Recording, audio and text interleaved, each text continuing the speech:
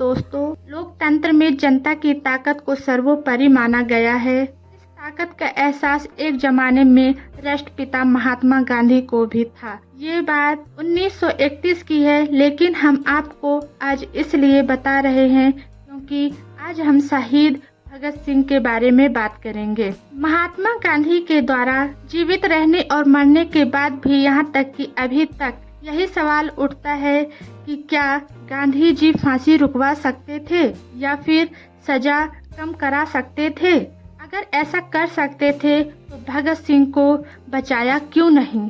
23 मार्च सन 1931 को महान क्रांतिकारी भगत सिंह, सुखदेव थापर, सिमराव हरि राजगुरु को ब्रिटिश सरकार के द्वारा लाहौर की सेंट्रल जेल में फांसी दी गई।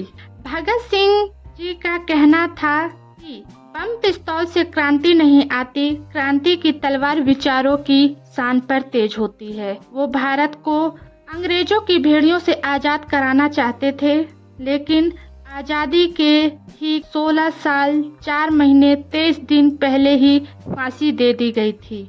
आज हम बात करते हैं कि आखिर भगत सिंह गांधी जी के आंखों में इतने चुभने क्यों लगे थे। भगत सिंह के फांसी के सिर्फ 18 दिन पहले ही महात्मा गांधी ने 5 मार्च सन 1931 को भारत के तत्कालीन लॉर्ड इरविन के साथ समझौते पर हस्ताक्षर किए थे, जिसे इतिहास में इसे गांधी इरविन पैक्ट के नाम से जाना जाता है। उस समय गांधी जी का बहुत विरोध भी हुआ कि भगत सिंह के फांसी के में विचार किया जाए, उनके फांसी को रद्द कराने का दबाव बनाया जाए, लेकिन गांधी जी ने ऐसा कुछ नहीं किया, जबकि वो ऐसा कर सकते थे। महात्मा गांधी ने ब्रिटिश सरकार के खिलाफ वर्ष 1930 में अवज्ञा आंदोलन शुरू किया था। कुछ महीनों बाद काफी मजबूत हो गया था यह आंदोलन। इस आंदोलन के दौरान 390 किलोमीटर महात्मा गांधी ने दांडी यात्रा भी की थी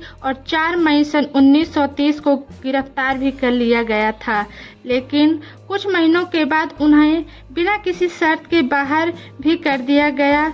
फिर उन्हें इस बात का अच्छी तरह से एहसास हो गया था कि ब्रिटिश सरकार उनका आंदोलन किसी भी कीमत पर समाप्त करना चाहते हैं और इसके लिए उनकी सारी शर्तें भी मान ली जाएगी, और 15 मार्च सन 1931 को यह हुआ भी। सन 1996 में आई एक किताब the trial of Bhagat Singh में वकील और लेखक एजी नूरानी लिखते हैं कि महात्मा गांधी अपने पूरे मन से भगत सिंह को कभी भी फांसी टालने की कोशिश तक नहीं की। अगर वो चाहते तो ब्रिटिश सरकार पर दबाव बना सकते थे। 1930-31 वर्ष एक ऐसा समय था जब लोगों के जुबान पर महात्मा गांधी के नाम से ज्यादा भगत सिंह का नाम लिया जाता था।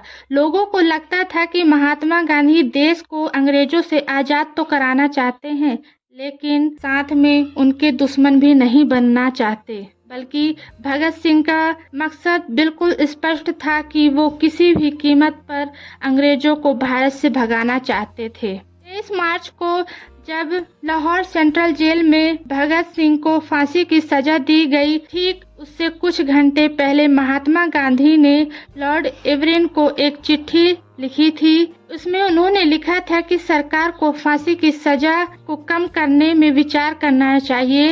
लोगों का यही मत है कि अगर भगत सिंह और क्रांतिकारियों को सजा दी गई तो आंतरिक अशांति फैल सकती है। इसका मतलब साफ है कि गांधी जी को भगत सिंह की फांसी से ज्यादा लोगों की हिंसा करने की बात की ज्यादा चिंता थी। यही कारण है कि आज भी इस बात को लेकर लोगों में विचार होता है कि अगर महात्मा गांधी चाहते तो भगत सिंह की फांसी को रुकवा सकते थे, उनकी सजा को कम करा सकते थे।